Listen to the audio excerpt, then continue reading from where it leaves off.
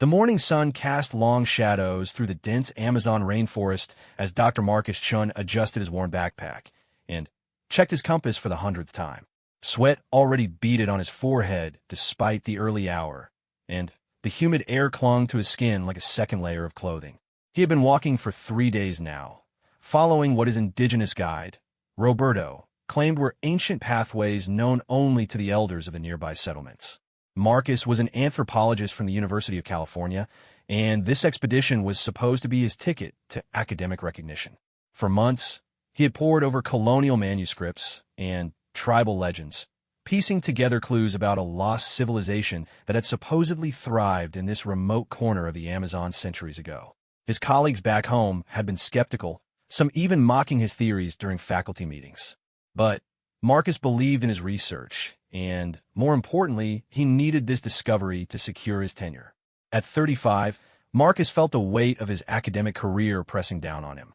His wife Sarah had been patient, supporting his dream while managing their household and raising their 8-year-old son, Tommy, largely on her own. The university had given him one final chance to prove his worth, and this expedition represented everything he had worked for. Roberto suddenly stopped ahead of him, raising his weathered hand in a gesture of silence.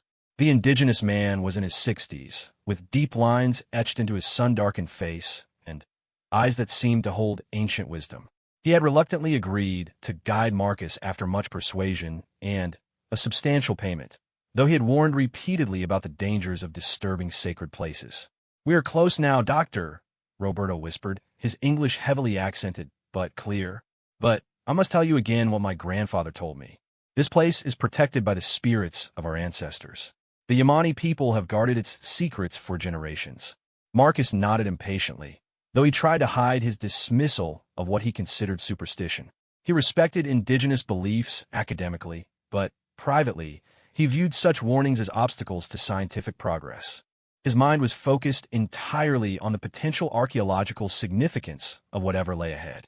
They pushed through a curtain of hanging vines and, suddenly, emerged into a clearing that took Marcus's breath away. Before them stood the remnants of what had once been a magnificent stone city. Ancient pyramids rose from the jungle floor, their surfaces covered in intricate carvings that seemed to dance in the dappled sunlight filtering through the canopy above. Massive stone blocks fitted together with precision that would have impressed modern engineers, and everywhere Marcus looked, he saw evidence of a sophisticated civilization that history books claimed had never existed. But it was Roberto's reaction that truly caught Marcus's attention. The guide had fallen to his knees, his face pale with what appeared to be genuine terror. He began speaking rapidly in his native language, words that sounded like prayers or pleas. "Roberto, what's wrong?" Marcus asked, though his excitement was barely contained as he began pulling out his camera and notebook. "Doctor, please," Roberto said, struggling to his feet. "We cannot stay here. This is Yamani's sacred ground. My people, they're the guardians of this place. They live hidden in the forest, protecting what their ancestors left behind." Marcus barely heard him. He was already moving among the ruins, photographing everything he could see. The carvings depicted scenes of daily life from a civilization far more advanced than anything historians had attributed to this region. There were images of astronomical observations, mathematical calculations, and what appeared to be a complex understanding of metallurgy and engineering. As he worked his way deeper into the ruins, Marcus noticed something that made his heart race even faster. Partially hidden beneath centuries of vegetation and debris, he could see the glint of metal. Working frantically with his hands and the small tools he carried, he began to uncover what appeared to be an entrance to an underground chamber. Roberto had followed him, but remained at a distance, continuously looking over his shoulder as if expecting something to emerge from the forest. "Dr. Chun, please. We must leave. The Yamani have ways of knowing when strangers come to this place." But Marcus was beyond listening. The entrance he had uncovered revealed stone steps leading down into darkness. Without hesitation, he pulled out his flashlight and began his descent. The air grew cooler as he went deeper, and the walls around him were covered in more intricate carvings, these depicting what appeared to be ceremonial scenes and astronomical charts of stunning complexity. At the bottom of the steps, Marcus found himself in a chamber that defied his wildest expectations. The walls were lined with shelves carved from stone, and on these shelves sat artifacts that would revolutionize understanding of pre-Columbian civilizations. There were golden figurines crafted with incredible detail, ceramic vessels painted with pigments that still held their vibrant colors after centuries, and, most remarkably, what appeared to be a collection of metal plates covered in a form of writing that Marcus had never seen before. But it was what lay in the center of the chamber that truly took his breath away. A massive stone sarcophagus dominated the space, its surface covered in gold and precious stones that caught and reflected his flashlight beam in dazzling patterns. The craftsmanship was extraordinary, rivaling anything found in ancient Egypt or Mesopotamia. Marcus's hands shook as he began photographing everything. This discovery would not only secure his tenure, but would establish him as one of the foremost archaeologists of his generation. He could already imagine the papers he would write, the lectures he would give, the book deals that would follow. As he worked to document the treasure chamber, Marcus became aware of sounds from above. Voices speaking in a language he didn't recognize, and the sound of many feet moving through the ruins. Roberto's warnings suddenly seemed less like superstition and more like genuine concern. He quickly made his way back up the stone steps and found Roberto surrounded by a group of indigenous people. They were unlike any of the local populations Marcus had encountered during his time in South America. Their clothing was more elaborate, woven with patterns that seemed to mirror the carvings in the ruins. Their faces bore intricate tattoos that appeared to have deep cultural significance, and they carried traditional weapons alongside a few modern tools. The man who appeared to be their leader stepped forward. He was perhaps 50 years old, with a commanding presence that spoke of natural authority. When he spoke, his voice was calm, but carried an unmistakable warning. "I am Akawa, chief of the Yamani people," he said in accented but clear English. "You have entered sacred ground without permission. You have disturbed the resting place of our ancestors." Marcus felt his academic excitement warring with a growing sense of unease. These people were clearly the guardians Roberto had spoken of, and they had appeared with a stealth that suggested intimate knowledge of the surrounding forest. "I'm Dr. Marcus Chun," he replied, trying to project confidence despite his racing heart. "I'm an anthropologist from the United States. I've come here to study the historical significance of these ruins."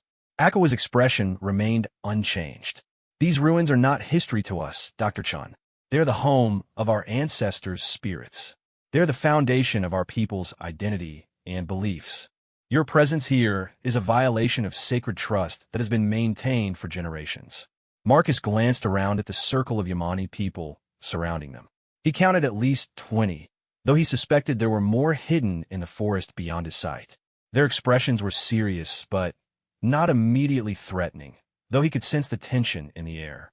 "I understand your concerns," Marcus said carefully, "but surely you can see the importance of sharing this discovery with the world. These ruins could change our understanding of ancient civilizations in South America. They could bring recognition to your people and their ancestors." One of the younger Yamani men spoke sharply to Akawa in their native language, his tone clearly agitated. Marcus didn't need to understand the words to sense the anger behind them. Akawa raised his hand, and the young man fell silent. When the chief turned back to Marcus, his eyes held a mixture of sadness and determination. "Dr. Chun, you speak of recognition and understanding, but what you offer is not what we desire. For 500 years, we have watched as outsiders came to our land, took what they wanted, and gave us disease, violence, and broken promises in return. We have learned that the best way to protect what is sacred is to keep it hidden from those who would exploit it." Marcus felt his carefully constructed academic arguments crumbling in the face of this simple truth. He thought of his tenure review, of Sarah and Tommy waiting at home, of all the work he had put into this expedition. But he also found himself really looking at these people for the first time, seeing not obstacles to his research, but human beings with their own rich culture and valid concerns. "What do you want me to do?" he asked quietly. Akawa studied him for a long moment before responding. "You will take nothing from this place. You will speak of it to no one. You will leave and never return." The weight of what Akawa was asking hit Marcus like a physical blow. Years of research, his academic career, his family's financial security, all of it depended on this discovery. But As he looked into the chief's eyes, he saw something that gave him pause. This wasn't the primitive superstition he had expected. This was a man making a rational decision to protect his people's heritage based on centuries of bitter experience with outsiders. Roberto stepped forward, speaking quickly in the Yamani language. Marcus could see the relief on the guide's face as the tension in the clearing seemed to lessen slightly. "What did he say?" Marcus asked. "I told him you're a good man," Roberto replied. "I told him you came here seeking knowledge, not gold. I asked them to show mercy." Akawa nodded slowly. Roberto has guided many researchers over the years. He has never brought anyone to this place before, which tells us something about his judgment of your character. But character alone is not enough to guarantee our people's safety. Marcus looked around the clearing one more time, his eyes taking in the magnificent ruins that represented both his greatest discovery and his greatest moral test. The treasure chamber below contained artifacts that could secure his future, but taking them would mean betraying the trust of people who had every reason to distrust outsiders. As he stood there, Marcus thought about his son Tommy, about the bedtime stories he told about brave explorers who always did the right thing. He thought about Sarah, who had married him not for wealth or prestige, but because she believed in his integrity. And he thought about the look in Akawa's eyes, not hatred or fear, but a quiet dignity that demanded respect. "I understand," Marcus said finally, his voice barely above a whisper. "I won't take anything. I won't speak of this place." The relief on the faces of the Yamani people was immediately visible, but Akawa's expression remained serious. "Dr. Chun, you have made a choice that honors both your ancestors and ours. But we must be certain that this promise will be kept. You will swear an oath before the spirits of this place." What followed was a ceremony that Marcus would remember for the rest of his life. The Yamani people formed a circle around the entrance to the treasure chamber, and Akawa began speaking in their ancient language, his voice rising and falling in what was clearly a ritual chant. Other members of the tribe joined in, their voices creating a harmony that seemed to resonate with the stone ruins themselves. When the chanting ended, Akawa placed his hand on Marcus's shoulder and looked directly into his eyes. "You have sworn before our ancestors that you will keep their secrets. This is not just a promise between us, Dr. Chun. It is a sacred bond that will connect your spirit to this place forever." Marcus felt something shift inside him as the words were spoken. Whether it was the power of the ceremony itself, or simply the weight of the promise he was making, he experienced a profound sense of the commitment he was undertaking. As the sun began to set, casting long shadows through the ruins, the Yamani people began to disperse back into the forest as silently as they had appeared. Before leaving, Akawa approached Marcus one final time. "Dr. Chun, you have proven today that there are still outsiders who can be trusted. This is a rare thing in our experience. If ever you or your family face great need, and if you have kept your promise, you may call upon the Yamani people for aid." With that, Akawa melted into the forest, leaving Marcus and Roberto alone among the ruins as darkness fell. The journey back to civilization took 3 days, during which Marcus had plenty of time to reflect on what had happened. He had made the right choice. He was certain of that, but the consequences of that choice would soon become clear. Without the discovery to present to his review committee, his chances of receiving tenure were essentially zero. When he finally returned home to California, Sarah took one look at his face and knew immediately that something significant had happened. Over dinner that night, with Tommy chattering about his school activities, Marcus struggled with how much to tell his wife about the expedition. "Did you find what you were looking for?" Sarah asked quietly after Tommy had gone to bed. Marcus looked at his wife, this woman who had supported his dreams even when they meant sacrifice for their family, and made another difficult decision. "I found something incredible," he said carefully, "but I can't talk about it. I can't publish anything about it. It would betray the trust of good people who have suffered enough at the hands of outsiders." Sarah studied his face for a long moment, and Marcus could see her processing the implications of what he was telling her. "Your tenure review," she began. "I'll probably lose my position at the university," Marcus admitted. "I'll have to start over somewhere else, probably at a much lower level." Instead of the anger or disappointment Marcus had expected, Sarah reached across the table and took his hand. "Tell me about these people you met," she said simply. Marcus spent the next 2 hours describing the Yamani people, their dignity, their wisdom, and their justified wariness of the outside world. He told her about Akawa's quiet authority and the sacred ceremony that had bound him to secrecy. Most of all, he told her about the choice between personal gain and doing what was right. When he finished, Sarah was quiet for several minutes, her hand still holding his. "I'm proud of you," she said finally. "Tommy will be proud too, when he's old enough to understand." The next morning, Marcus called the university and informed them that his expedition had been unsuccessful. The tenure committee's disappointment was palpable even over the phone, and Marcus knew his academic career at the university was effectively over. Over the following months, Marcus struggled to rebuild his professional life. He eventually found a position at a small community college, teaching introductory anthropology to students who were often more interested in fulfilling general education requirements than exploring human cultures. The pay was less than half what he had earned at the university, and the intellectual stimulation was minimal. But something unexpected happened during this difficult period. Marcus found that his experience with the Yamani people had changed his approach to anthropology.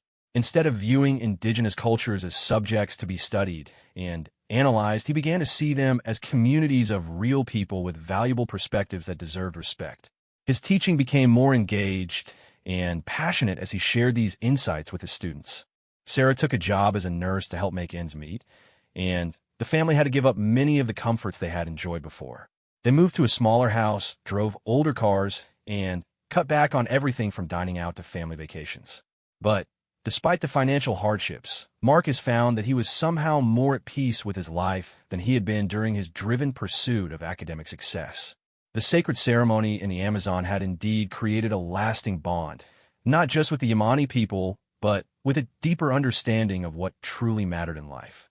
Tommy, now growing into a curious and intelligent boy, often asked his father about his research and travels.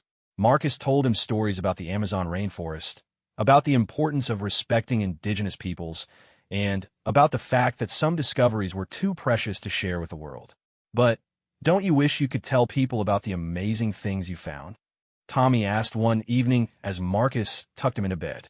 Marcus thought about the golden treasures lying hidden beneath the jungle floor, about the academic recognition he could have achieved, about the financial security that discovery could have provided. "Sometimes, Tommy," he said honestly, "but some things are more important than what we want for ourselves. Sometimes the right thing to do is to keep someone else's secrets safe, even when it costs us something we really wanted." Tommy nodded solemnly, as if he understood the weight of what his father was telling him, even if he couldn't fully grasp the specifics. As the months passed, Marcus occasionally found himself thinking about Akawa and the Yamani people. He wondered if they still lived in their hidden village, if they still guarded the ruins of their ancestors, and if they ever thought about the American archaeologist who had walked away from the greatest discovery of his career. He never imagined that someday, the choice he had made in that jungle clearing would come back to save the life of his son, sleeping peacefully in the next room. 7 years had passed since Marcus Chin's life-changing expedition to the Amazon, and the family had settled into a new rhythm. Marcus had found his place teaching at Riverside Community College, where his passion for anthropology had earned him the respect of both students and colleagues. While he would never achieve the academic fame he had once sought, he had discovered something more valuable: the satisfaction of inspiring young minds to think critically about human cultures and social justice. Sarah had thrived in her nursing career, finding deep fulfillment in caring for patients at the local hospital. Her natural compassion and strong work ethic had earned her rapid promotions, and she now supervised the pediatric intensive care unit. The financial pressures that had dominated their lives immediately after Marcus's career change had eased somewhat, though they still lived more modestly than many of their friends. Tommy was now 15, a bright and curious teenager who excelled in his studies and showed a particular aptitude for languages and cultural studies. He had grown into a thoughtful young man who often surprised his parents with insights that seemed beyond his years. His favorite subject was world cultures, and he frequently peppered his father with questions about different societies and belief systems. The Chin family had found happiness in their simpler life, building stronger relationships with each other and their community. Marcus often reflected on how his encounter with the Yamani people had ultimately led to a richer, more meaningful existence, even if it had cost him his original career ambitions. But on a crisp October morning, their carefully rebuilt world began to crumble. Tommy had complained of feeling tired for several weeks, which his parents initially attributed to the typical exhaustion that comes with being a teenager juggling schoolwork, extracurricular activities, and a social life. He was taking advanced placement courses and playing on the school's soccer team, so fatigue seemed natural. However, when Tommy began experiencing severe headaches and occasional dizziness, Sarah's medical training kicked in. She noticed that he was paler than usual and seemed to tire more easily during their weekend hikes, which had been a family tradition for years. "Mom, I'm fine," Tommy insisted when Sarah suggested he should see their family doctor. "It's just stress from school. The AP biology exam is coming up, and Coach has us practicing extra hard for the regional championships." But Sarah's nursing instincts told her something more serious was developing. When she found Tommy asleep at his desk one afternoon, his homework only half finished despite his usual diligence, she decided to take action. Dr. Rebecca Martinez had been the Chun family's physician for 5 years, and she knew Tommy well enough to immediately notice the changes in his appearance and energy level. After a thorough examination and some preliminary blood work, her expression grew serious. "I'd like to run some additional tests," she told Marcus and Sarah privately while Tommy waited in the examination room. "Some of his symptoms, combined with what I'm seeing in his initial blood work, are concerning." The next few days passed in a blur of medical appointments, laboratory tests, and increasingly worried conversations between Marcus and Sarah. Tommy seemed oblivious to the gravity of the situation, more annoyed by missing soccer practice than concerned about his health. The call came on a Thursday afternoon while Marcus was teaching his introduction to cultural anthropology class. Sarah's voice was strained when she told him to come to the hospital immediately. Marcus found his wife and son in Dr. Martinez's office, Sarah's face pale and Tommy looking confused and frightened. The doctor's expression left no doubt about the seriousness of the situation. "Tommy has acute lymphoblastic leukemia," Dr. Martinez said gently but directly. "It's a form of blood cancer that primarily affects white blood cells." The words hit Marcus like a physical blow. He had heard those words before, during Sarah's medical school years when she would practice explaining complex diagnoses. But hearing them applied to his own son created a reality that no amount of academic knowledge could have prepared him for. "Is he going to die?" Tommy asked, his voice small and scared in a way that broke both parents' hearts. Dr. Martinez leaned forward, her expression kind but serious. "Tommy, this is definitely a serious condition, but acute lymphoblastic leukemia is also one of the most treatable forms of childhood cancer. With proper treatment, many patients go on to live completely normal lives." She spent the next hour explaining the disease, the treatment options, and what the family could expect in the coming months. Tommy would need immediate chemotherapy, which would require extended hospital stays and would make him vulnerable to infections. The treatment protocol would likely last 2 to 3 years, with the most intensive phase occurring during the first 6 months. As they drove home from the hospital, the Chun family sat in stunned silence. Marcus found himself thinking about all the plans they had made for Tommy's future, all the normal teenage experiences that were now threatened. Sarah, ever practical even in crisis, was already making mental lists of the medical support Tommy would need and the logistical challenges they would face. Tommy stared out the window at the familiar neighborhoods they passed, perhaps seeing them differently now that his world had fundamentally changed. "Dad," he said quietly as they pulled into their driveway, "remember those stories you used to tell me about brave people who faced impossible challenges?" Marcus felt his throat tighten with emotion. "I remember. I want to be brave like that." Over the following days, as they began navigating the complex world of pediatric oncology, Marcus was amazed by his son's resilience. Tommy approached his diagnosis with a maturity that seemed to come from nowhere, asking thoughtful questions about his treatment and even researching his condition online to better understand what he was facing. But the financial reality of Tommy's illness soon became overwhelming. Even with Sarah's health insurance from the hospital, the costs of specialized cancer treatment were staggering. The family's modest savings were depleted within weeks, and Marcus realized he would need to find additional sources of income to cover the mounting medical bills. He took on extra teaching assignments at night, tutoring students, and grading papers for other professors. Sarah picked up overtime shifts whenever Tommy's treatment schedule allowed. But despite their efforts, the bills continued to pile up faster than they could pay them. The oncology team at Children's Hospital was excellent, led by Dr. Patricia Winters, a specialist who had dedicated her career to treating pediatric blood cancers. She explained that Tommy's specific type of leukemia was indeed highly treatable, but that the treatment protocol was both aggressive and expensive. The good news is that we've caught this relatively early, Dr. Winters told them during Tommy's first week of chemotherapy. His age and overall health are also working in his favor. However, I need to be honest about what's ahead. This treatment will be the most challenging thing your family has ever faced. The first rounds of chemotherapy were brutal. Tommy lost weight rapidly. His thick dark hair fell out in clumps, and he experienced severe nausea that made it difficult for him to keep food down. The young man who had been hiking mountain trails just weeks before now struggled to walk to the bathroom without assistance. But perhaps the most heartbreaking aspect was watching Tommy's spirit remain strong even as his body weakened. He continued to crack jokes with the nursing staff, helped other young patients who were new to the ward, and insisted on keeping up with his schoolwork through the hospital's tutoring program. "He's remarkable," one of the nurses told Sarah during a particularly difficult week. "In 20 years of pediatric oncology, I've rarely seen a teenager handle this diagnosis with such grace." As autumn turned to winter, the financial pressure on the Chun family became unbearable. Marcus had exhausted every option he could think of, from medical payment plans to loans against their house. Sarah had applied for every grant and assistance program available to families dealing with childhood cancer.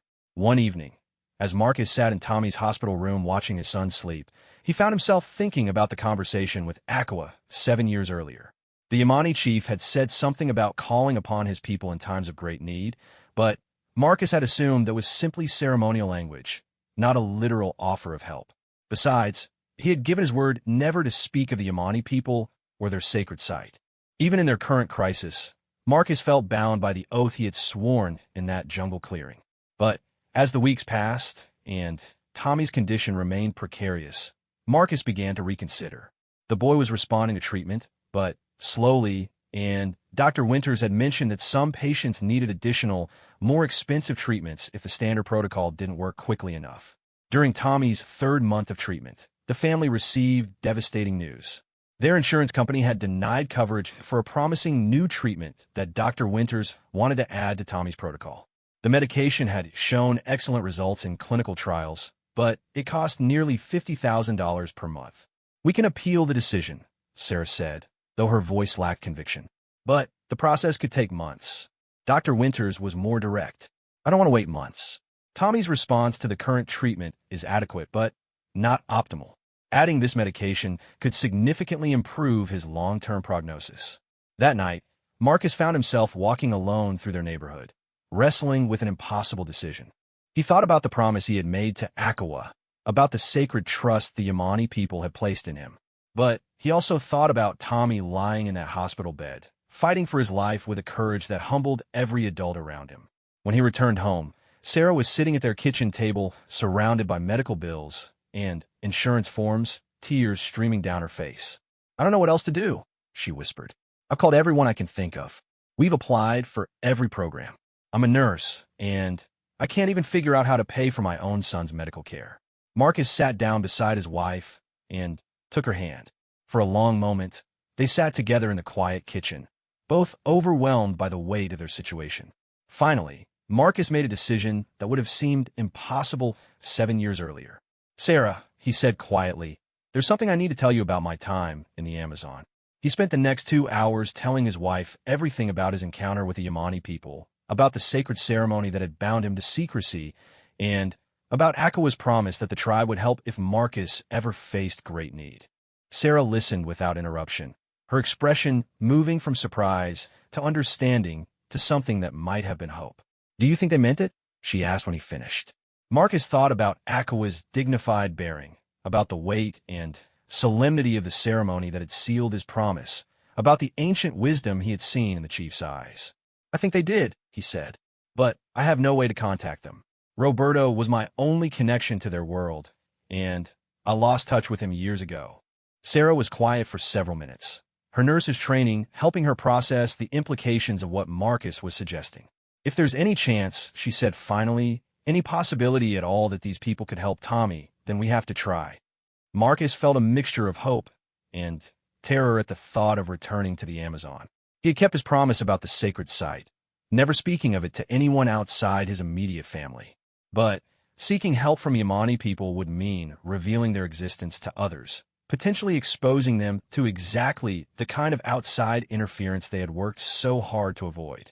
Yet as he thought about Tommy's quiet bravery, about the young man who faced each day of treatment with determination and grace, Marcus realized that some promises transcended others. The sacred bond he had formed with the Yamani people had been built on mutual respect and trust. Surely they would understand that a father's desperate need to save his child created its own kind of sacred obligation. The next morning, Marcus began making phone calls to try to locate Roberto.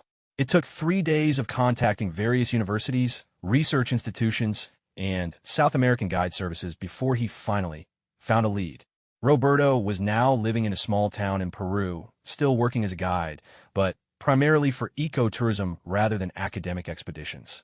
When Marcus finally reached him by phone, the older man's voice carried both surprise and concern. "Dr. Chun, after all these years, you kept your promise about this sacred place." "I did," Marcus assured him. "Roberto, I'm calling because I need help. My son is dying, and I don't know where else to turn." Marcus explained Tommy's condition and the family's desperate financial situation. He told Roberto about Aqua's promise and his own uncertainty about whether seeking help would violate the trust the Yamani people had placed in him. Roberto was quiet for a long time after Marcus finished speaking. "Dr. Chun," he said finally, "the Yamani people have ways of knowing things that outsiders might find difficult to understand. If you truly need their help, they may already be aware of your situation." "What do you mean?" Marcus asked. "Come to Iquitos," Roberto replied. "I cannot promise anything, but if the spirits guide our path, perhaps there is hope for your son." The decision to leave Tommy in the hospital while Marcus traveled to Peru was one of the most difficult choices the Chun family had ever faced. Tommy's condition had stabilized somewhat, but he was still in the middle of an intensive chemotherapy cycle that required constant medical supervision. Every day away from his son felt like an abandonment, but Marcus knew this might be their only chance to secure the help they desperately needed. Sarah would stay with Tommy, coordinating with the medical team and continuing their appeals process with the insurance company. The plan was for Marcus to be gone for no more than 2 weeks, though neither he nor Sarah had any real idea what he might encounter in the Amazon. Before leaving, Marcus sat with Tommy in a hospital room, trying to explain why he had to go without revealing too much about the true nature of his mission. "Dad, you don't have to pretend this is just a research trip," Tommy said with a directness that had become characteristic of his approach to his illness. "I know you're going to try to find some way to help pay for my treatment." Marcus was continually amazed by his son's perceptiveness. The months of medical treatment had matured Tommy in ways that 15 years of normal life never could have. "You're right," Marcus admitted. "I'm going to meet with some people I knew from my work years ago. They might be able to help us in ways that traditional funding sources cannot." Tommy nodded thoughtfully. "Are these the same people from those stories you used to tell me? About keeping promises and respecting other cultures?" Marcus felt a lump form in his throat. His son understood far more than he had realized. "Yes," he said simply. "They are." Tommy reached out and took his father's hand with a grip that was weaker than it had been before his illness, but still conveyed strength and determination. "Then you should go," Tommy said. "If these people are as honorable as the ones in your stories, and if they said they would help when you needed it, then maybe this is meant to happen." The flight to Lima and then onto Iquitos gave Marcus plenty of time to reflect on the magnitude of what he was attempting. He was essentially betting his son's life on the word of a man he had met briefly 7 years ago, in a culture whose values and decision-making processes he only partially understood. But as he thought back to that day in the jungle clearing, Marcus remembered the profound sense of connection he had felt during the Yamani ceremony. Aqua had spoken of a sacred bond that would link their spirits forever, and Marcus had dismissed it as metaphorical language. Now, facing the possible loss of his son, he found himself hoping that the spiritual connection had been more literal than he had understood. Iquitos was much as Marcus remembered it, a bustling river city that served as the gateway to the deeper Amazon. The air was thick with humidity and the sounds of motorboats, vendors calling out their wares, and the constant background noise of a city that never quite stopped moving. Roberto met him at the small airport, and Marcus was struck by how much older the guide looked. 7 years had added deep lines to his face, and his hair had gone completely gray. But his eyes still held the same mixture of wisdom and wariness that Marcus remembered. "Dr. Chun," Roberto said as they embraced. "You look like a man carrying great weight." Marcus felt the truth of those words settle into his bones. The stress of Tommy's illness, the financial pressures, and the uncertainty about what lay ahead had indeed made him feel as though he was carrying a burden too heavy for his shoulders. They spent that evening in Roberto's modest home, talking about the years that had passed and the circumstances that had brought Marcus back to Peru. Roberto's wife, Elena, prepared a simple but delicious meal, and their conversation was occasionally interrupted by visits from neighbors who had heard that Roberto's American friend had returned. As the evening wore on, Roberto became more serious. "Dr. Chun, what I am about to tell you must be understood carefully," he began. "The Yamani people are not like other indigenous groups you may have encountered in your academic work. They have maintained their traditional ways more completely than almost any other tribe in the Amazon." Marcus nodded, remembering his brief but intense encounter with Akawa and his people. "But more than that," Roberto continued, "they have abilities that outsiders find difficult to accept. They have ways of knowing things that happen far from their territory. They have healing practices that work in ways that modern medicine cannot explain." Roberto paused, studying Marcus's face carefully before continuing. "3 weeks ago, before you contacted me, Akawa sent word to me that the American who had honored their ancestors was facing great sorrow. He said the spirits had told him that the man-child was sick with a disease of the blood." Marcus felt a chill run down his spine. There was no way the Yamani people could have known about Tommy's leukemia through any conventional means of communication. How could they possibly know that? Marcus asked. Roberto shrugged. "I cannot explain it, any more than I can explain how they always know when strangers approach their territory, or how their healers sometimes cure diseases that defeat modern doctors. Some things must simply be accepted as truth, even when we cannot understand them."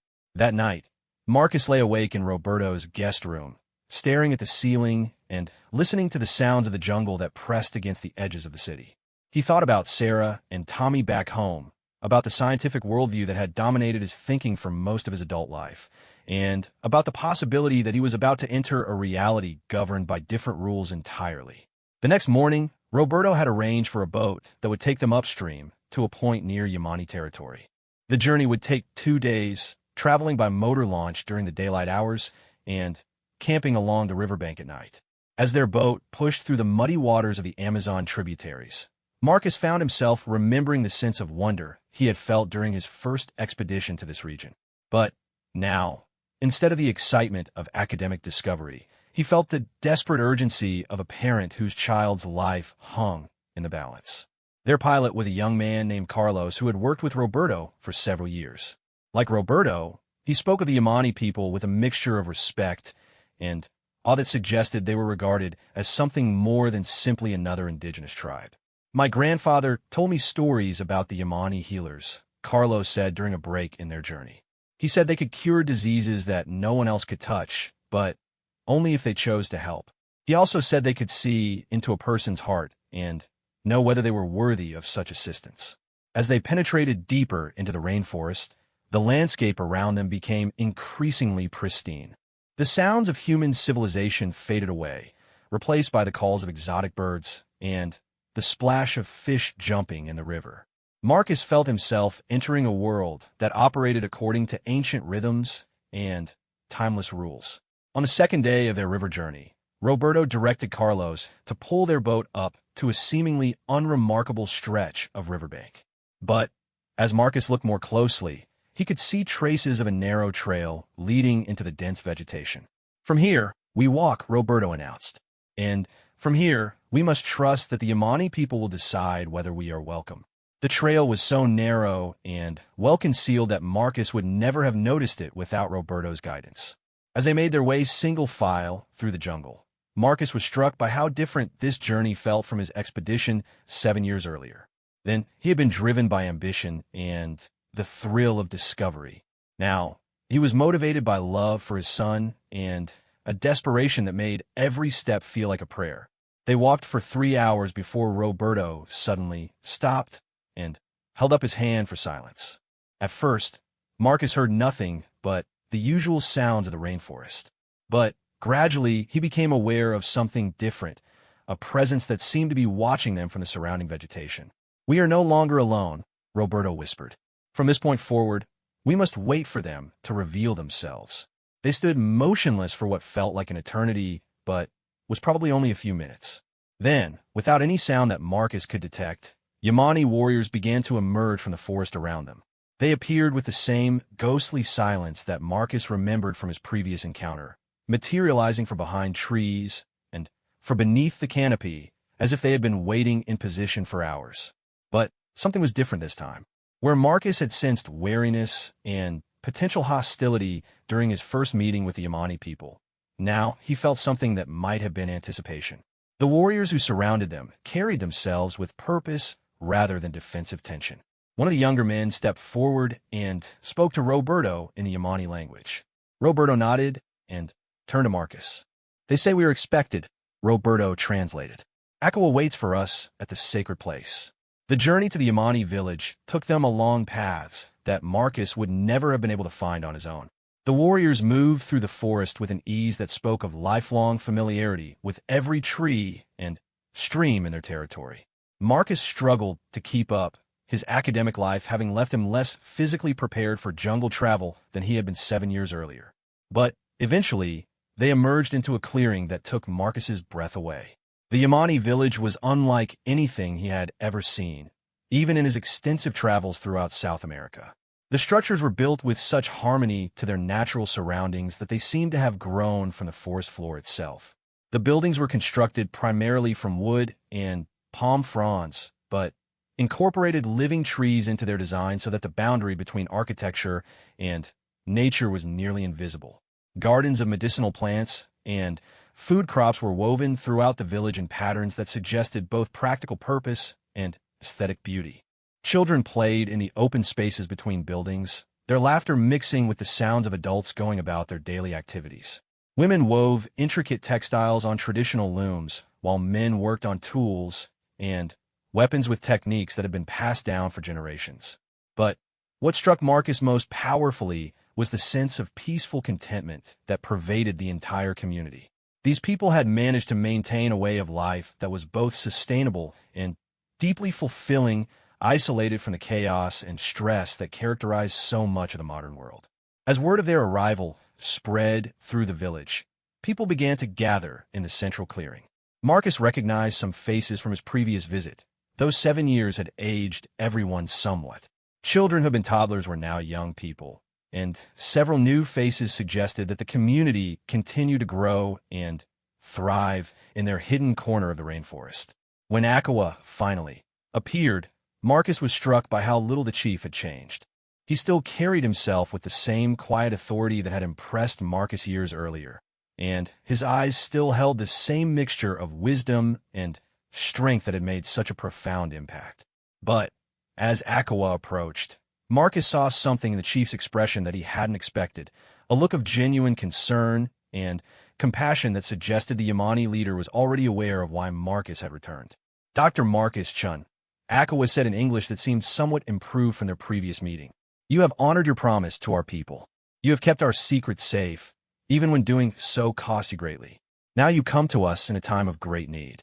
Marcus felt his composure beginning to crack as the weight of his desperation finally found voice. "My son is dying," he said simply. "He has a disease of the blood that is destroying his body. The doctors in my country can treat it, but the cost is beyond what my family can afford. I don't know what else to do." Akawa nodded slowly, as if Marcus's words confirmed something he had already known. "The spirits told us of your son's illness," the chief said. "They also told us of your faithfulness to the promises you made in this place. You have proven that there are still outsiders who can be trusted with sacred knowledge." Marcus felt a spark of hope ignite in his chest. But Akawa's next words reminded him that nothing about this situation would be simple. "But healing your son will require more than money, Dr. Chun. It will require you to trust in ways of healing that your people have forgotten. It will require you to bring your child to this place, far from the medicines and machines of your modern hospitals." The implications of what Akawa was suggesting hit Marcus like a physical blow. Taking Tommy away from his medical team in the middle of his treatment protocol could be fatal. But continuing with conventional treatment without the medication they couldn't afford might be equally dangerous.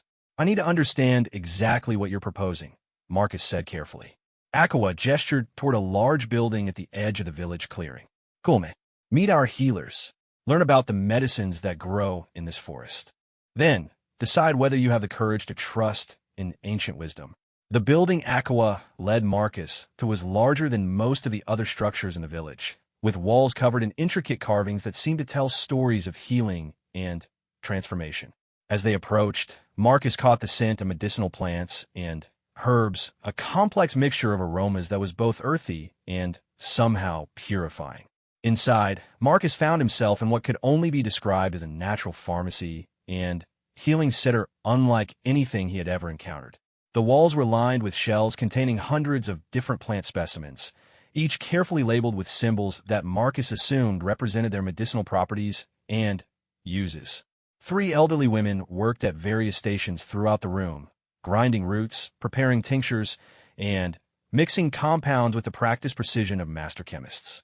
Their movements were deliberate and graceful, suggesting decades of experience in their craft. But it was the 4th person in the room who immediately commanded Marcus's attention. She was perhaps 60 years old, with silver-streaked hair woven with small feathers and beads, and eyes that seemed to hold depths of knowledge that went far beyond any formal education. This is Yara, Akawa said respectfully. She is our most gifted healer, and she has been expecting you. Yara approached Marcus with a measured gait that spoke of both age and enduring strength. When she spoke, her voice carried the musical quality that Marcus remembered from the Yamani language, though she switched to accented but clear English. Dr. Chun, I have seen your son in the spirit world, she said without preamble. He fights with great courage, but the disease that attacks his blood is strong. The medicines of your people can help him, but they are not enough on their own. Marcus felt a mixture of hope and skepticism at her words. His scientific training made him wary of claims about spiritual diagnosis, but the desperate love for his son made him willing to listen to any possibility. What do you mean when you say you've seen him in the spirit world? Marcus asked. Yara gestured for him to sit on a woven mat near one of her workstations. Around them, the other healers continued their work, but Marcus could sense that they were listening to every word of the conversation. In your culture, you believe that the body and spirit are separate things, Yara explained. But we understand that all illness begins in the spirit and then manifests in the physical world. Your son's blood disease is a symptom of a deeper spiritual imbalance. She reached for a bundle of dried leaves and began crushing them in a stone mortar as she spoke. The medicines we can provide will work with your modern treatments to heal not just his body, but also the spiritual wounds that allowed the disease to take root, Yara continued. But this healing cannot happen in your world of hospitals and machines. It requires him to come here, to this place where the spiritual and physical realms are still properly connected. Marcus thought about Tommy lying in his hospital bed, connected to 4 drips and monitoring equipment, surrounded by the sterile efficiency of modern medical technology. The idea of bringing him to this remote village seemed both incredibly risky and somehow perfectly right. How can I be sure that your medicines will help him and not make him worse? Marcus asked. Yara set down her mortar and looked directly into Marcus's eyes. You cannot be sure, Dr. Chun, just as your doctors cannot be sure that their chemicals will cure him. Healing is always a journey into uncertainty. The only thing that matters is whether you trust enough to take the first step. Over the next several hours, Yara and the other healers shared their knowledge with Marcus in ways that challenged every assumption he had about medicine and healing. They showed him plants that could boost immune system function, roots that could purify blood, and compounds that could help the body better tolerate the toxicity of chemotherapy drugs. More importantly, they explained their holistic approach to treating serious illness. In Yamani healing tradition, successful treatment required addressing not just physical symptoms, but also the emotional, spiritual, and social factors that contributed to disease. Your son's illness came during a time when your family was under great stress, Yara observed with uncanny accuracy. Financial pressure, uncertainty about the future, fear of loss. all of these created weakness in his spiritual defenses that allowed the blood disease to take hold. Marcus found himself thinking about the months leading up to Tommy's diagnosis. The family had indeed been dealing with ongoing financial pressures related to Marcus's career change. There had been tension in the household, as both parents worked long hours to make ends meet. Tommy had been dealing with typical teenage stress about academic performance and social pressures, while Marcus's scientific training made him skeptical of direct causal connections between emotional stress and physical illness. He also knew that medical research was increasingly recognizing the links between psychological state and immune system function. What would treating Tommy here actually involve? Marcus asked. Aqua stepped forward to answer. Your son would become a member of our community for as long as the healing requires. He would live among us, participate in our daily activities, and receive both our traditional medicines and the spiritual support of our entire tribe. But he would still need his chemotherapy treatments, Marcus pointed out. His doctor said that stopping his medical protocol could be fatal. Yara nodded thoughtfully. We are not asking you to abandon your doctor's medicines. We are offering to complement them with our own healing traditions. There are ways to bring some of your medical treatments here, and ways for Tommy to travel back to your hospitals when necessary. Marcus felt his head spinning with the complexity of what they were proposing. The logistical challenges alone seemed overwhelming. Bringing Tommy to a remote village with limited access to modern medical facilities, coordinating his treatment between two completely different medical systems, finding ways to transport necessary medications and equipment to the middle of the Amazon rainforest. But as he thought about his son's quiet courage and the financial impossibility of continuing his current treatment, Marcus began to see this as perhaps their only viable option. I need to talk to my wife and son, Marcus said finally, and I need to speak with Tommy's doctors about whether any part of this plan could be medically feasible. Of course, Aqua agreed. But while you consider our offer, you should understand what we are truly proposing to do for your family. The chief gestured toward the village around them. We are offering to adopt your son as one of our own children. We are offering to share our most sacred healing knowledge with outsiders. We are offering to open our hidden community to the world in ways that could threaten everything we have worked to protect. Marcus felt the full weight of what Aqua was saying. The Yamani people were willing to risk their centuries-old isolation and secrecy to help a child they had never met, based solely on the trust that had been established during a brief encounter 7 years earlier. Why? Marcus asked. Why would you take such risks for my family? Yara answered before Aqua could speak. Because your son is more than just your child, Dr. Chun. In the spirit world, he carries the mark of someone who is destined to serve as a bridge between different worlds. Healing him is not just about saving one boy's life. It is about preserving someone who will grow up to help others understand that different ways of knowing can work together. That evening, Marcus sat by the fire in the village's central gathering place, surrounded by Yamani families sharing their evening meal and telling stories to their children. He watched the easy interaction between generations, the way elders were treated with respect while children were encouraged to explore and learn.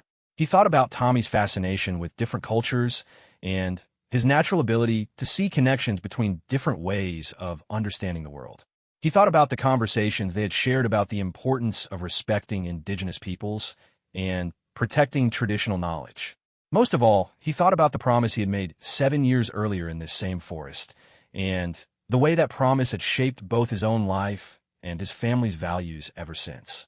When he called Sarah that night, using the satellite phone Roberto had brought, Marcus could hear the exhaustion in his wife's voice. How is Tommy? He asked first. Stable, Sarah replied.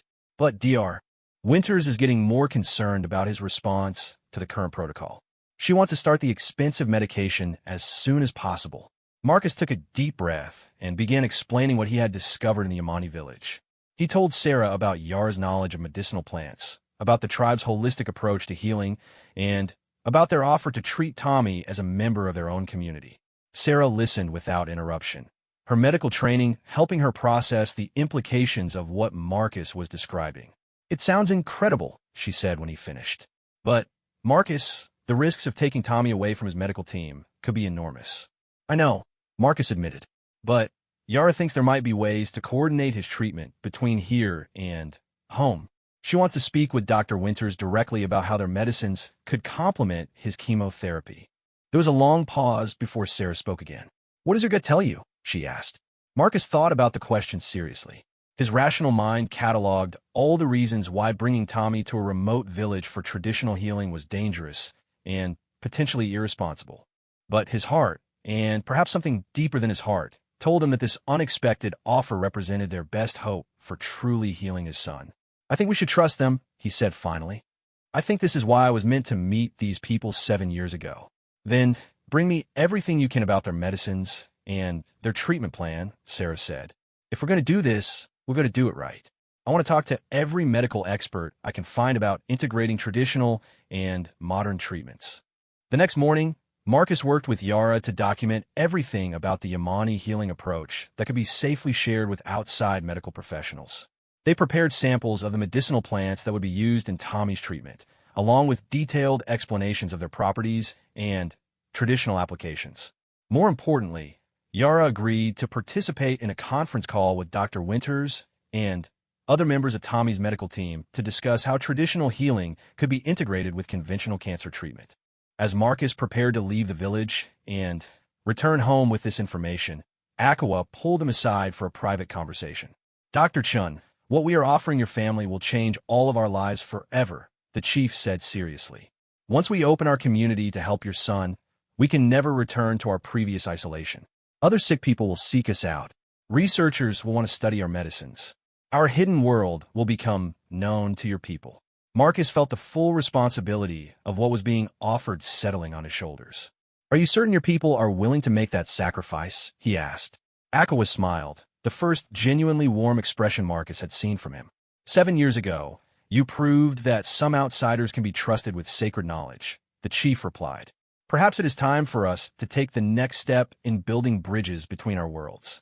Your son's healing may be the beginning of something much larger than any of us can imagine." As Marcus made his way back through the jungle toward the river where Roberto waited, he carried with him not just medicines and treatment plans, but a sense that his family's crisis was somehow part of a larger story that was just beginning to unfold. The conference call between Dr. Winters and Yara was unlike anything that had ever happened in the halls of Children's Hospital.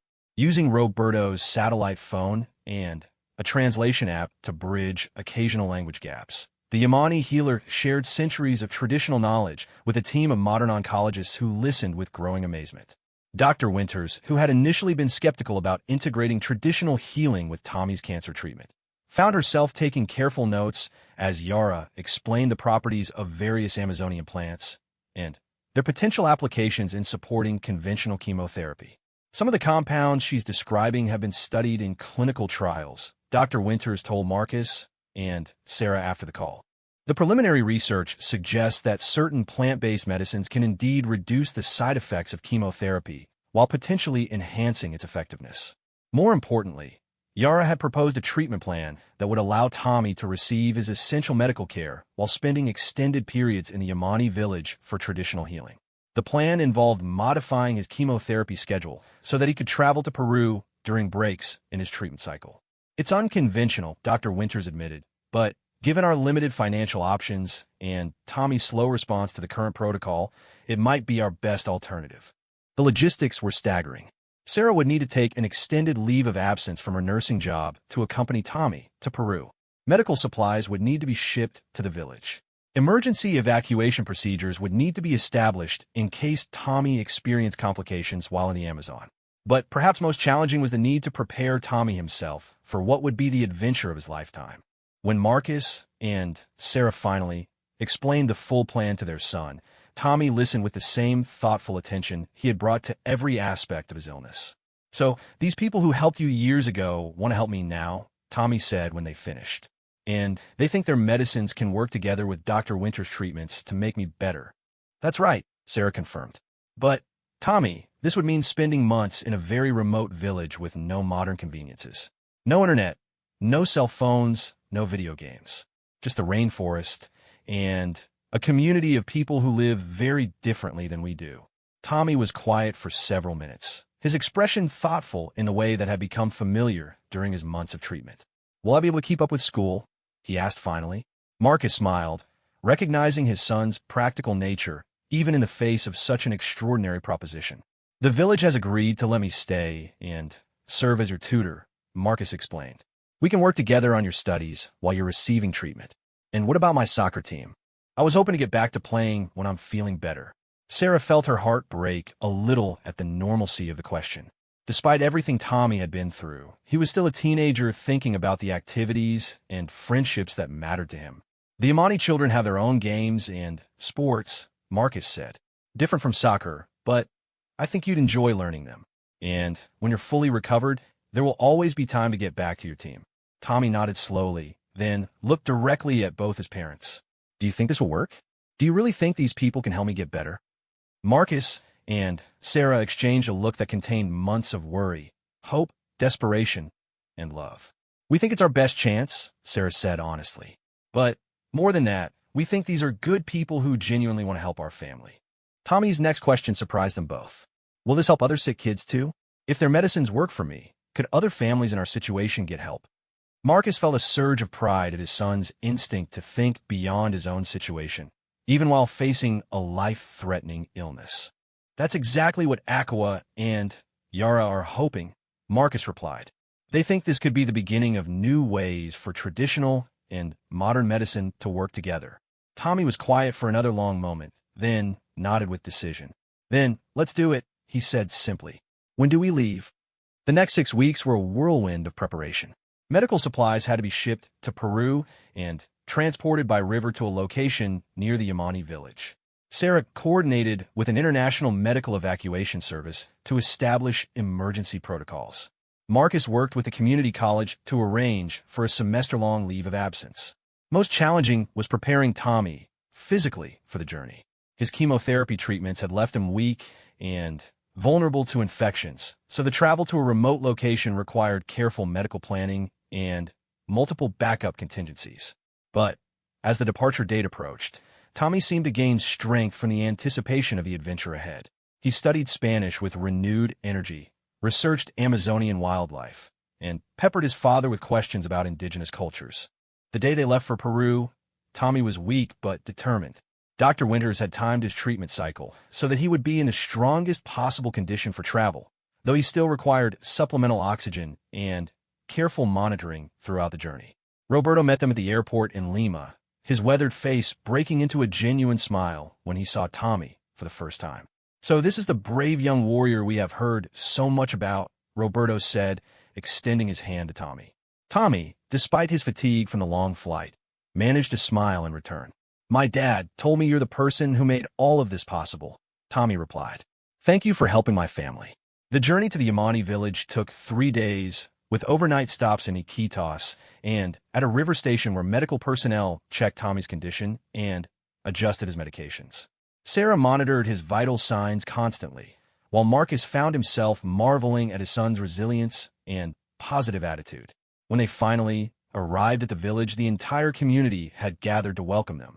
Children who had heard stories about the American family who would be joining them peered shyly from behind their parents, while elders offered blessings for the healing journey that was about to begin. Aqua stepped forward to greet them formally, but his expression softened when he saw Tommy. Young warrior, the chief said in careful English, you honor us by trusting our people with your healing. We will not fail you. Yara approached more directly, studying Tommy with the practiced eye of a master healer. She spoke briefly to Aqua in their native language, then turned to Sarah. He is sicker than I expected, but also stronger, Yara said. The treatment will be challenging, but I believe we can help him. The family was given a traditional house near the center of the village, constructed with the same harmony between architecture and nature that characterized all Yamani buildings. The structure included a modern medical area where Sarah could monitor Tommy's condition and administer conventional treatments, alongside traditional spaces where Yara would conduct her healing ceremonies. Tommy's treatment began the next morning with what Yara called a spirit cleansing ceremony. The entire village participated with chanting and traditional dances that were designed to welcome Tommy into the community while also beginning the process of spiritual healing. Despite his weakness, Tommy participated as fully as his condition allowed, showing the same openness to new experiences that had characterized his approach to his illness from the beginning. Over the following weeks, a routine developed that blended modern medical care with traditional healing practices. Tommy received his chemotherapy medications on schedule, but they were supplemented with plant-based medicines that seemed to reduce his side effects significantly. More importantly, he was surrounded by a community that treated him not as a sick child to be pitied, but as a young person with valuable contributions to make. Yamani children his age included him in their activities whenever his energy permitted, while elders shared stories and traditional knowledge that sparked his natural curiosity. Marcus found himself serving not just as Tommy's tutor, but as an informal cultural liaison, helping the Yamani people understand Western medical practices while learning more about their traditional approaches to healing. His anthropological training proved invaluable in navigating the complex process of integrating two very different medical systems. Sarah, meanwhile, discovered that her nursing skills were highly valued by the community. She began treating minor injuries and illnesses among the villagers, while learning from Yara about medicinal plants and traditional healing techniques. But it was Tommy who experienced the most dramatic transformation. As the weeks passed, his energy gradually returned, and his blood counts began to improve in ways that surprised even Dr. Winters, who monitored his progress through regular satellite phone consultations. More significantly, Tommy began to exhibit a sense of peace and contentment that his parents hadn't seen since before his diagnosis. The constant anxiety about his illness seemed to fade as he became absorbed in village life and the fascinating process of learning about a completely different way of understanding the world. 3 months into their stay, Tommy experienced what Yara described as a healing crisis, a temporary worsening of symptoms that traditional healers believe indicates that the body is releasing deep-seated illness. For several days, Tommy was extremely weak, and his blood counts dropped dangerously low. Sarah's medical training kicked into high alert, and she prepared contingency plans for emergency evacuation.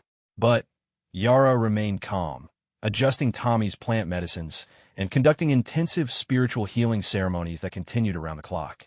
This is the moment when his body chooses between sickness and health, Yara explained to Marcus and Sarah. Our medicines and your medicines can only support him. The final decision belongs to his own spirit. On the 4th day of the crisis, Tommy's fever broke, and his blood counts began to improve. Over the following week, his recovery was so dramatic that Dr. Winters, monitoring from thousands of miles away, could barely believe the test results. I've never seen anything like this, she told them during satellite phone consultation. His blood work is approaching normal ranges for the first time since his diagnosis. 6 months after arriving in the village, Tommy was declared to be in complete remission. His hair had grown back thick and healthy, his energy had returned to pre-illness levels, and his blood test showed no trace of the leukemia that had threatened his life. But perhaps more importantly, Tommy had developed a deep connection to the Yamani community and their way of life. He spoke their language fluently, participated in traditional ceremonies, and had formed friendships that he knew would last a lifetime.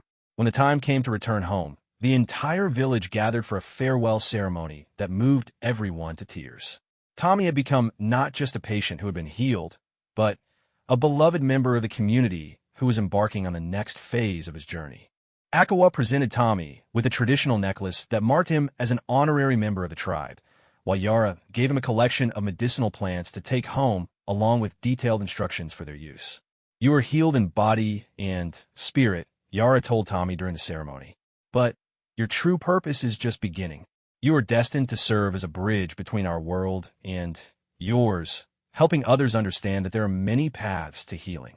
The flight back to California gave the Chun family time to process the extraordinary experience they had shared. Tommy looked like a completely different person from the sick teenager who had made the journey 6 months earlier. He was healthy, confident, and filled with a sense of purpose that was remarkable to see. Dr. Winters' follow-up examinations confirmed what they already knew. Tommy was completely healthy, with no signs of cancer remaining in his body. More remarkably, his immune system appeared to be stronger than before his illness, as if the combination of treatments had somehow enhanced his body's natural defenses. But the most significant changes were harder to quantify. Tommy returned to school with a maturity and global perspective that set him apart from his peers. He spoke passionately about indigenous rights, environmental conservation, and the importance of preserving traditional knowledge. Marcus returned to his teaching position at the community college with a renewed sense of purpose. He began developing new courses that explored the integration of traditional and modern knowledge systems, while also serving as a consultant for other families seeking alternative approaches to serious illnesses. Sarah's experience in the Amazon had changed her nursing practice as well. She became an advocate for holistic approaches to patient care and began studying traditional healing methods that could complement conventional medical treatment. The Yamani people, true to Akawa's prediction, found their hidden world gradually becoming known to the outside world. But rather than the exploitation they had feared, they discovered a growing community of medical professionals, researchers, and patients who approached their knowledge with respect and genuine desire for collaboration. Dr. Winters established a formal research partnership with Yara and other Yamani healers, creating the first clinical studies of integrated traditional and modern cancer treatments. The preliminary results were so promising that major medical institutions began seeking similar collaborations with indigenous healers around the world. Tommy, now fully recovered and thriving in his senior year of high school, had decided to study medical anthropology in college. His goal was to become a doctor who specialized in integrating traditional and modern healing approaches, continuing the bridge-building work that had saved his life. On the anniversary of their return from the Amazon, the Chen family received a satellite phone call from the village. Akawa wanted to share news that filled their hearts with joy and pride. A research foundation had provided funding to establish a permanent medical clinic in Yamani territory, where traditional healers and modern doctors would work together to treat patients from around the world. The clinic would be named the Tommy Chen Center for Integrated Healing, honoring the young man whose recovery had made it all possible. Your son's healing was just the beginning, Akawa told them. Now, many families will have hope where once there was only despair. As Marcus hung up the phone, he thought about the choice he had made 7 years earlier in that jungle clearing. Walking away from the archaeological treasure had seemed like the end of his dreams at the time. But now he understood that it had actually been the beginning of something far more valuable than any amount of gold or academic recognition. He had gained the trust of extraordinary people who had ultimately saved his son's life and opened new pathways of healing for countless others. The sacred bond forged in that ancient ceremony had indeed connected their spirits forever, creating ripples of positive change that continued to spread outward into the world. Tommy, now 17 and preparing for college, often spoke about his plans to return to the Amazon village during his summer breaks. The Yamani people had become his second family, and he felt a responsibility to continue supporting their work while pursuing his own education. Dad, he said one evening as they looked through photos from their time in the village, do you think things would have turned out differently if you had taken those artifacts years ago? Marcus considered the question seriously. If he had violated the Yamani people's trust and published his archaeological discoveries, he never would have been able to ask for their help when Tommy became sick.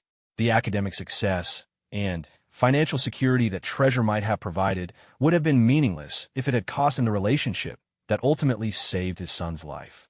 I think everything happened exactly the way it was supposed to, Marcus replied. Sometimes the most important discoveries are the ones we choose not to make. Sarah joined them at the kitchen table, carrying a letter that had just arrived from Dr. Winters. The first clinical trial of integrated cancer treatment, based on the protocols developed during Tommy's healing, had shown remarkable success rates. Families from around the world were already beginning to benefit from the collaboration between traditional and modern medicine that had grown out of one family's desperate search for hope. Look at this, Sarah said, showing them the letter. Dr. Winters says they've received approval to expand the program to 5 more medical centers. She wants to know if we'd be willing to share Tommy's story with other families who are facing similar situations. Tommy didn't hesitate. Of course, he said. If our story can help other kids get better, then everything we went through is worth it. As the Chun family sat together in their modest home, surrounded by photographs from their Amazon adventure and letters from grateful families whose lives had been touched by their story, they reflected on the unexpected journey that had brought them to this moment. Marcus's decision to honor the Yamani people's trust had seemed like a sacrifice at the time, but it had led to discoveries far more valuable than any archaeological